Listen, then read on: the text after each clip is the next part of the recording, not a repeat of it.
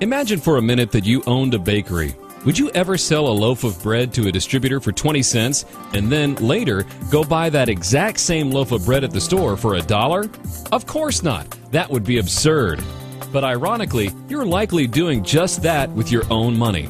You see, while you may not be in the business of selling bread, you are definitely in the business of making money. Everybody is. That's right. Whether you're an employee selling your time and expertise to the company you work for, or whether you're a business owner manufacturing and selling widgets or services, you're ultimately in the money business. And so is everybody else. In fact, there's only one pool of money in the entire world. Yes, one. Regardless of the fact that it's managed by any number of institutions like banks, insurance companies, corporations, and individuals living in various countries and using different currencies. In the end, it's all part of the same pool of money. In a way, it's like water. About 75% of the Earth's surface is covered by water. When the sun heats it up, it evaporates into the atmosphere, causing wind currents. The currents take the water vapor around the Earth and it precipitates out in the form of rain, sleet, and snow. Along the way, some of it must flow through us all, or else we'd die. But in the end, it all ends up back in the oceans. It's just one large cycle. The same holds true with money. Money is constantly flowing through the banking system, and a portion of it must flow through you so you can live. But in the end, it all ends up back in the banking system again. So, like water, money also operates in one big cycle, hence the term circulation of money.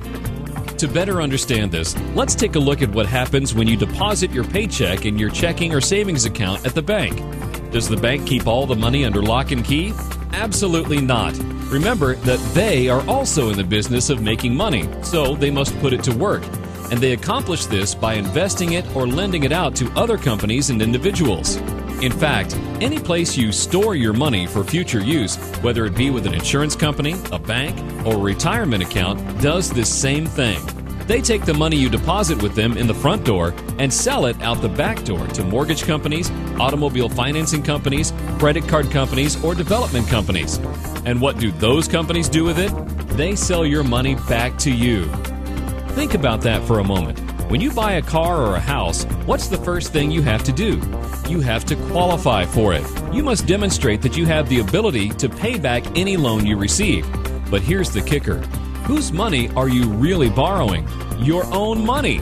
It's the same money that you paid to the insurance company, deposited with your bank, or saved in your 401k or IRA. It's your money. Those companies have simply sold your money to the financing companies who are selling it right back to you if you qualify. But are you able to borrow your own money at the 1% or 2% rate you're earning on your checking and savings account? Absolutely not. Remember, the bank, the insurance company, and the finance companies are all in business to make money. So, the banks and insurance companies mark up the money they sell to the finance companies, and they in turn mark up the money they sell back to you. But not before they give themselves a very nice profit along the way. Think about it this way. If you have a 7% fixed rate mortgage and you end up keeping that mortgage for 5 years before refinancing or moving, which is about the average in the United States, over 86% of every dollar you pay on your mortgage goes towards interest. But remember, the mortgage company originally got the money from the insurance company, banks, and retirement accounts. So you indirectly lent them $1 only to have them lend it back to you with the following restriction. 86 cents of every dollar you repay will go to their employees and their investors. It's absolutely insane. No wonder why so many people are struggling to get ahead. This banking system works beautifully for the banks, but not for you, unless you become your own banker. By becoming your own banker, you will soon be in a position to stop supporting the employees and shareholders of the finance companies through all of the interest you're paying to them, and instead use that money to support you and your family.